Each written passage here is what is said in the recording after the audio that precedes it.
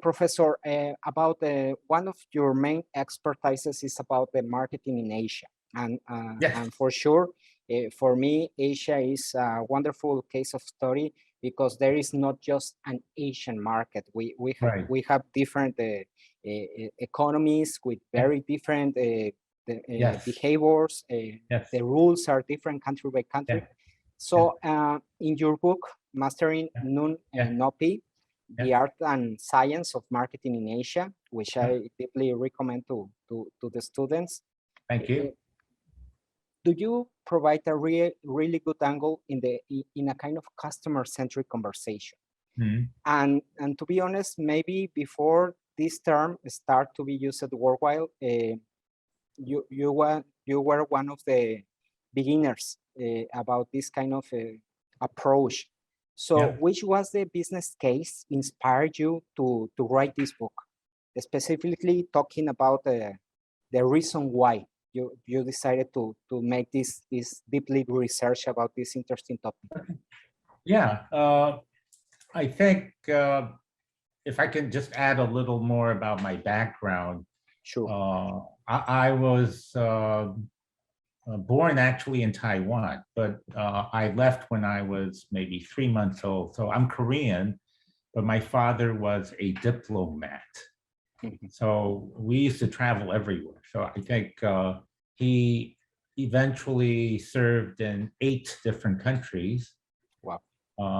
But I got to live in 5 of them. So I lived in many different countries. So traveling has always been part of my life. So even though I'm ethnically Korean, in terms of my cultural upbringing, I am much more multicultural, even though I am ethnically Korean. So I thought when I came back to Korea to teach after my studies in the US, I found it interesting, almost sad to see that even in Korea, they were teaching just using Kotler. And it's still the same, still the same. I could imagine. And I'm sure this is like that everywhere. Yes. So there's not a single book written, not even in Korean. Think about this.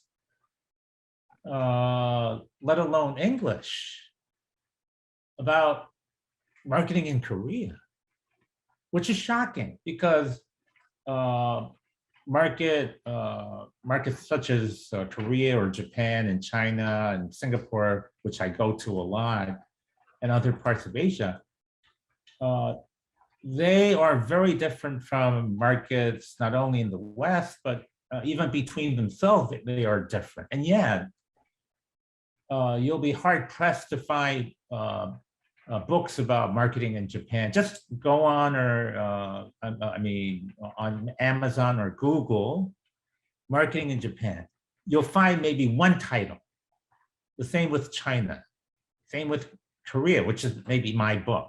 My book is the only book on marketing in Korea. So this had been brewing for a while.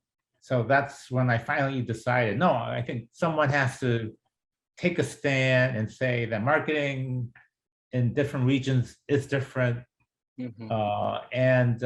Finally, we arrived at a point where Asia now is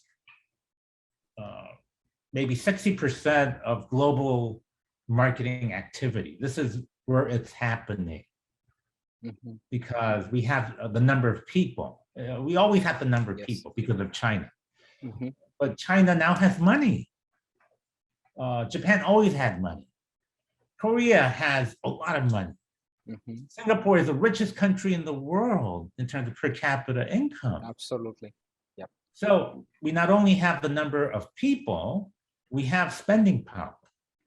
So that is why brands everywhere, not just in Asia, but brands from the West have started taking notice.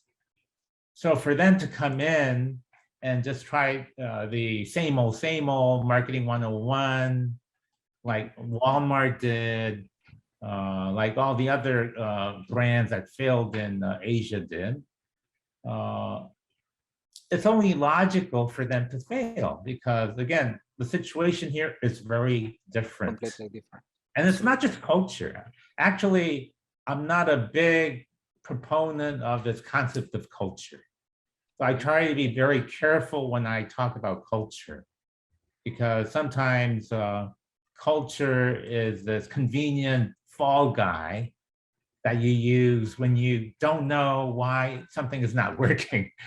But if you dig in more deeply, you'll find that it's because of most often distribution. Distribution, I think, is a key variable. Yes. Because it speaks to the infrastructure of a country. And the reason why a lot of countries, excuse me, a lot of companies fail is because they assume that the distribution infrastructure of a country will be very similar to that back home. So an example which comes to mind might be Domino's Pizza.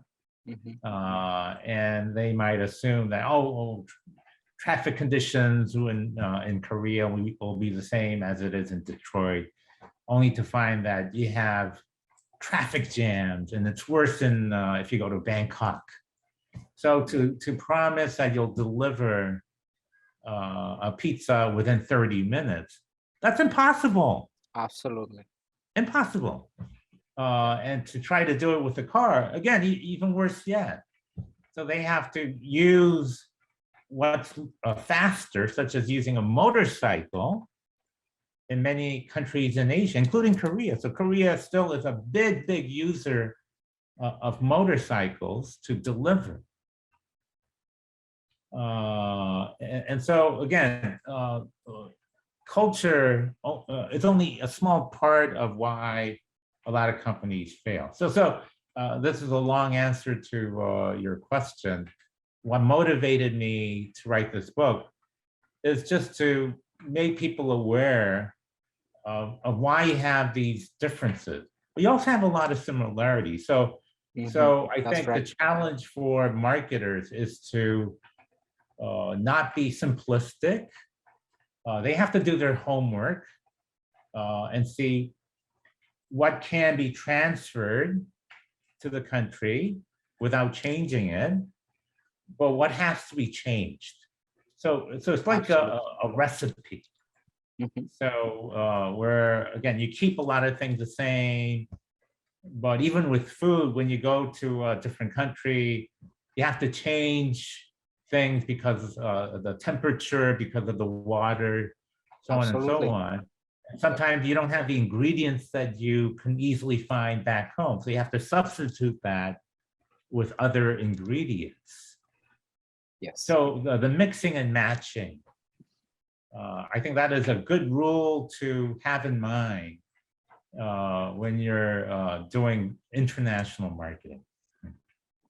Yeah, absolutely, because we could notice specifically, for example, in Central America, we could say, okay, culturally our countries that are so similar than Mexico. However, if we consider the logistic component, they are better connected with Miami than with Mexico City, for example. Absolutely, absolutely.